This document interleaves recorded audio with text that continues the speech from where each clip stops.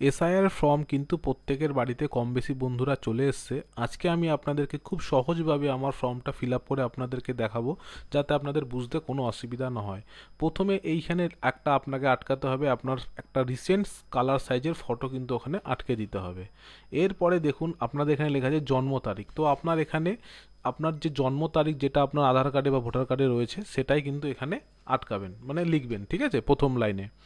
তারপরের লাইনে দেখুন আধার কার্ডের ডিটেলস দেওয়ার জন্য লেখা রয়েছে ঐচ্ছিক, আপনি দিতেও পারেন নাও দিতে পারেন, কিন্তু আমি আপনাকে বলবো দিয়ে দেওয়ার জন্য। আচ্ছা, তারপরে দেবেন হচ্ছে মোবাইল নাম্বার, আপনার মোবাইল নাম্বারটা কিন্তু এখানে দিয়ে দেবেন। আচ্ছা, তারপরে হচ্ছে পিতার বা স্বামীর বা অভিভাবকের নাম, তো সরি স্বামীর নেই, তো পিতার নাম এখানে দিয়ে দেবেন, আপনার বাবার নামটা আপনি লিখে দেবেন, ঠিক আছে। তারপরে আপনার অভিভাবকের যে ভোটার আইডেন্টি কার্ড যদি নাম্বার থাকে সেটা কিন্তু এখানে ভোটার আইডেন্টি কার্ডের নাম্বারটা দিয়ে দেবেন। তারপরে আপনার মায়ের নাম লিখবেন। তারপরের ইয়েতে লিখবেন আপনার মায়ের ভোটার আইডেন্টি কার্ডের নম্বর, ঠিক আছে। আচ্ছা, হয়ে গেল। এরপরে আপনি যদি ছেলে হন তাহলে আপনার এখানে স্ত্রীর নাম লিখবেন, আর যদি আপনি মহিলা হন, বিবাহিত হন, তাহলে আপনার স্বামীর নাম এখানে কিন্তু লিখবেন। এবার যার নাম লিখবেন তার নামের যে ভোটার আইডেন্টি কার্ডের নম্বর যদি থাকে তাহলে সেটা কিন্তু এখানে লিখে দেবেন।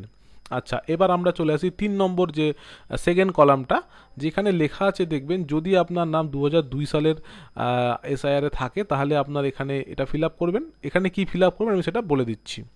আচ্ছা, এখানে আপনার নিজের নাম লিখবেন প্রথম লাইনে, তারপরে আপনার এপিক নম্বর মানে আপনার ভোটার আইডেন্টি কার্ডের নাম্বার লিখবেন, তারপরে আপনার বাবার নাম লিখবেন এবং আপনার বাবার সাথে মানে আপনি যার নাম লিখেছেন তার সাথে আপনার কি সম্পর্ক সেটাও কিন্তু এখানে লিখবেন।